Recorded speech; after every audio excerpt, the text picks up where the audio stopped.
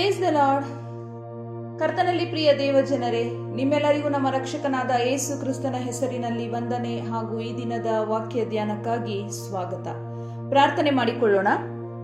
ಪರಿಶುದ್ಧನಾದ ಪರಲೋಕದ ತಂದೆಯೇ, ಸರ್ವ ಸೃಷ್ಟಿಕರ್ತನೆ, ನಿಮ್ಮ ಪರಿಶುದ್ಧ ನಾಮಕ್ಕೆ ಸ್ತೋತ್ರವಾಗಲಿ. ಅಪ್ಪ, ಈ ದಿನ ಈ ವಾಕ್ಯ ಧ್ಯಾನದ ಮೂಲಕ ಕರ್ತನೆ ನಿನ್ನ ರಹಸ್ಯವಾದ ಸಂಕಲ್ಪವನ್ನು ನಮ್ಮೆಲ್ಲರಿಗೂ ತಿಳಿಯಪಡಿಸುತ್ತಿರುವುದಕ್ಕಾಗಿ ಸ್ತೋತ್ರ ಕರ್ತನೆ. ಈ ವಾಕ್ಯವನ್ನು ಕೇಳುತ್ತಿರುವ ಪ್ರತಿಯೊಬ್ಬೊಬ್ಬರಿಗೂ ಕರ್ತನೆ, ನೀವು ನನ್ನ ಜನರು, ನಾನು ನಿಮ್ಮನ್ನು ತುಂಬಾ ಪ್ರೀತಿಸುತ್ತೇನೆ ಎಂಬುದಾಗಿ ಈ ವಾಕ್ಯಗಳ ಮೂಲಕ ನಿನ್ನ ರಹಸ್ಯ ಸಂಕಲ್ಪವನ್ನು ತಿಳಿಯಪಡಿಸುತ್ತಿರುವುದಕ್ಕಾಗಿ ನಿನಗೆ ಸ್ತೋತ್ರ ಸಲ್ಲಿಸುತ್ತೇವೆ ಕರ್ತನೆ. ಈ ವಾಕ್ಯವನ್ನು ಕೇಳುತ್ತಿರುವ ಪ್ರತಿಯೊಬ್ಬೊಬ್ಬರ ಹೃದಯದಲ್ಲಿ ನೀನು ಮಾತನಾಡಿ ಸ್ವಾಮಿ, ಅವರ ಜ್ಞಾನವನ್ನು, ಅವರ ಆತ್ಮಿಕ ಕಣ್ಣುಗಳನ್ನು ತೆರೆಯಬೇಕಾಗಿ ಯೇಸುವಿನ ಹೆಸರಿನಲ್ಲಿ ಬೇಡಿ ಹೊಂದಿದ್ದೇವೆ ನಮ್ಮ ತಂದೆಯೇ, ಆಮೆನ್.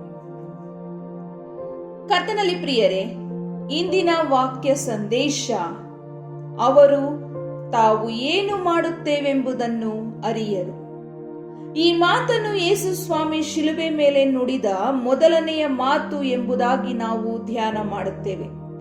ಈ ಮಾತಿನ ಆಧಾರದ ಮೇಲೆ ಆತನ, ಅಂದರೆ ಯೇಸುವಿನ ಕ್ಷಮಿಸುವ ಗುಣ, ಆತನ ಕರುಣೆ ಮತ್ತು ಆತನು ಜನರಿಗೆ ನಿಮ್ಮನ್ನು ಹಿಂಸೆ ಪಡಿಸುವವರಿಗಾಗಿ ಪ್ರಾರ್ಥಿಸಿರಿ ಎಂದು ಹೇಳಿದ ಪ್ರಕಾರವೇ ತಾನು ಕೂಡ ಅದರಂತೆಯೇ ನಡೆದು ನಮಗೆ ಮಾದರಿಯಾಗಿದ್ದಾರೆ.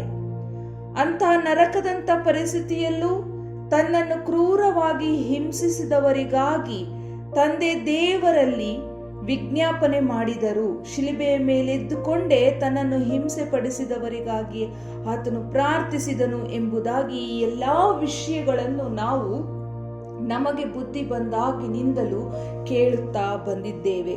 ಹಾಗಾಗಿ ಆತನಿಗೆ ಸ್ತೋತ್ರವಾಗಲಿ. ಆದರೆ ಪ್ರಿಯರೇ, ಆ ಸಾಲಿನಲ್ಲಿ, ಅಂದರೆ ತಾವು ಏನು ಮಾಡುತ್ತೇವೆಂಬುದನ್ನು ಅವರು ಅರಿಯರು ಎಂಬ ಮಾತಿನಲ್ಲಿ, ಹಿಂಸೆ ಪಡಿಸುವವರನ್ನು ಕ್ಷಮಿಸಿದರು ಎಂಬ ಸತ್ಯದ ಜೊತೆಯಲ್ಲಿ ಆತನನ್ನು ಹಿಂಸಿಸಿದವರಿಗೆ ನಿಜವಾಗಿಯೂ ಅದರ ಅರಿವು ಇರಲಿಲ್ಲ ಎಂಬ ಮತ್ತೊಂದು ಸತ್ಯವು ಸಹಿತ ಅಡಕವಾಗಿದೆ.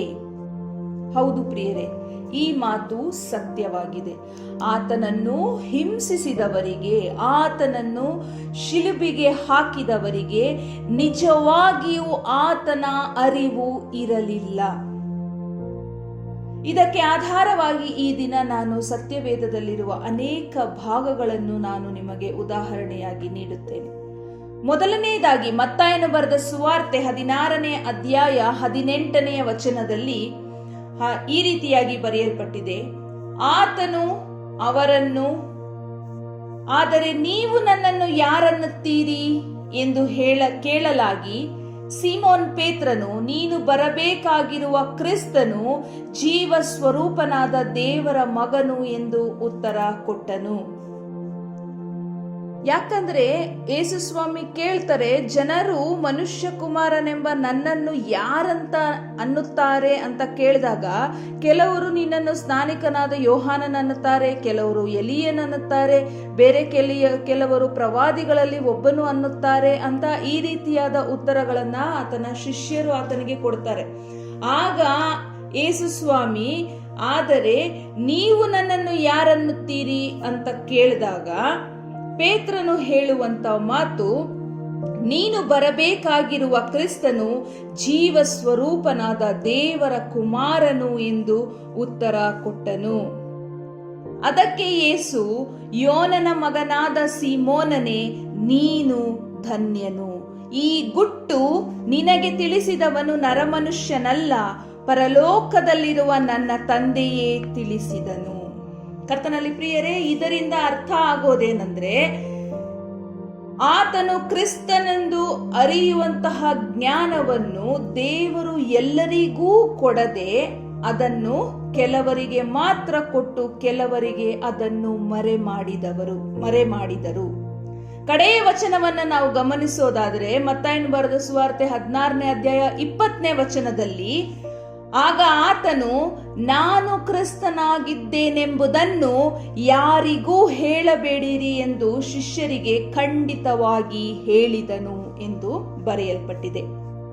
ಪ್ರಿಯರೇ, ಆತನೇ ನಿಜವಾದ ಕ್ರಿಸ್ತನು ಎಂಬ ಸತ್ಯವನ್ನು ಕೆಲವರಿಗೆ ಮಾತ್ರ ತಿಳಿಯುವ ಜ್ಞಾನವನ್ನು ಕೊಟ್ಟು ಇತರ ಅನೇಕರಿಗೆ ಅದನ್ನು, ಅಂದರೆ ಆ ಸತ್ಯವನ್ನು ಮರೆಮಾಡಿದ್ದರಲ್ಲಿ ದೇವರ ರಹಸ್ಯವಾದ ಸಂಕಲ್ಪ ಅಡಗಿತ್ತು.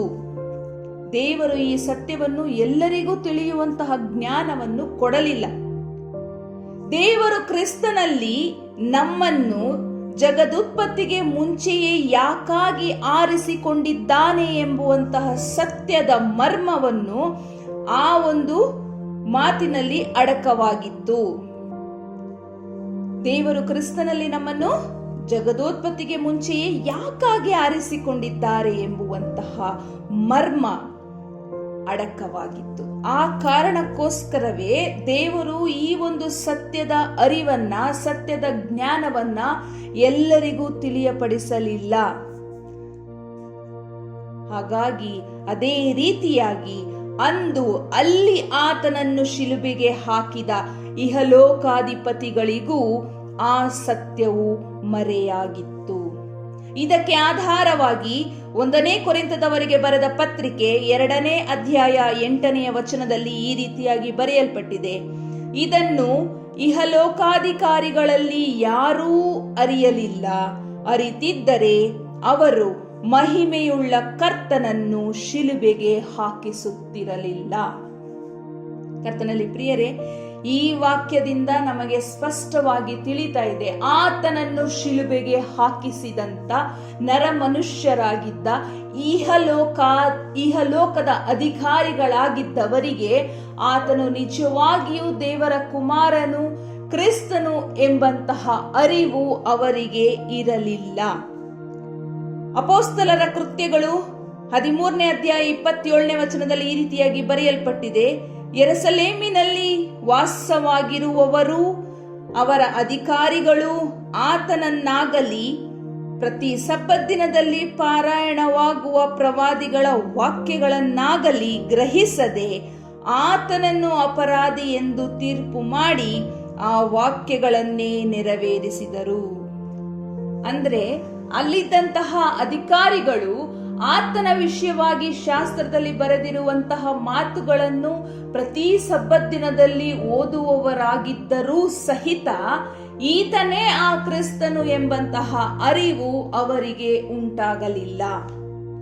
ಅಪೊಸ್ತಲರ ಕೃತ್ಯಗಳು 3ನೇ ಅಧ್ಯಾಯ 17ನೇ ವಚನದಲ್ಲಿ ಈ ರೀತಿಯಾಗಿ ಬರೆಯಲ್ಪಟ್ಟಿದೆ, ಸಹೋದರರೇ, ಅದಿರಲಿ, ನೀವು ಆ ಕಾರ್ಯವನ್ನು ತಿಳಿಯದೆ ಮಾಡಿದ್ದೀರೆಂದು ಬಲ್ಲೆನು.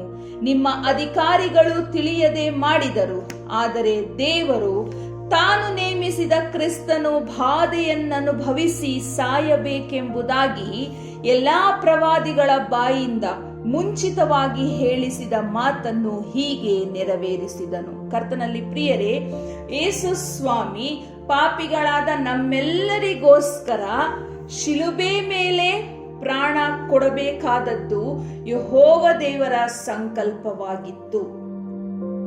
ಆತನು ನಮಗಾಗಿ ಶಿಲುಬೆ ಮೇಲೆ ಪ್ರಾಣ ಕೊಟ್ಟು ತನ್ನ ರಕ್ತದ ಮೂಲಕ ತಂದೆಯಾದ ದೇವರಿಗಾಗಿ ನಮ್ಮೆಲ್ಲರನ್ನು ಕೊಂಡುಕೊಂಡನು. ತಂದೆಯಾದ ದೇವರ ಮಹಿಮೆಗಾಗಿಯೇ ಆತನು ಜಗದುತ್ಪತ್ತಿಗೆ ಮುಂಚೆಯೇ ನಮ್ಮನ್ನು ಆರಿಸಿಕೊಂಡನು. ಈ ಒಂದು ರಹಸ್ಯವಾದಂತಹ ದೇವರ ಸಂಕಲ್ಪವು ನೆರವೇರಬೇಕಾಗಿದ್ದರಿಂದಲೇ ಆತನು ಕ್ರಿಸ್ತನೆಂಬುವಂತಹ ಸತ್ಯವು ಅನೇಕರಿಗೆ ಮರೆಯಾಗಿತ್ತು. ಕರ್ತನಲ್ಲಿ ಪ್ರಿಯರೇ, ಈ ವಾಕ್ಯಗಳ ಮೂಲಕ ತಂದೆಯಾದ ದೇವರು ತನ್ನ ಮರೆಯಾದ ಸಂಕಲ್ಪವನ್ನು ನಮಗೆ ತಿಳಿಯಪಡಿಸಿದರು. ಹಾಗಾಗಿ ಆತನಿಗೆ ಮಹಿಮೆಯುಂಟಾಗಲಿ. ಕೀರ್ತನೆಗಳು 25ನೇ ಅಧ್ಯಾಯ 14ನೇ ವಚನದಲ್ಲಿ ಆತನನ್ನು ಪ್ರೀತಿಸುವವರಿಗೆ ಮಾತ್ರ ಆತನು ತನ್ನ ಒಡಂಬಡಿಕೆಯ ಗುಟ್ಟುಗಳನ್ನು ಹೇಳ್ತಾರಂತೆ. ಹಾಗಾಗಿ ಈ ಒಂದು ದೊಡ್ಡ ಒಂದು ಸತ್ಯವನ್ನು, ಮರೆಯಾಗಿದ್ದ ಸತ್ಯವನ್ನು ದೇವರು ನಮಗೆ ತಿಳಿಯಪಡಿಸಿದ್ದಕ್ಕಾಗಿ ಆತನಿಗೆ ಮಹಿಮೆಯುಂಟಾಗಲಿ. ಈ ಒಂದು ವಾಕ್ಯಗಳನ್ನು ನಾವು ಹೃದಯದಲ್ಲಿಟ್ಟುಕೊಂಡು ಆತನ ಚಿತ್ತದಂತೆ ಬಾಳುವಂತಹ ಕೃಪೆಗೆ ನಮ್ಮನ್ನು ನಡೆಸಲಿ. ಆಮೆನ್.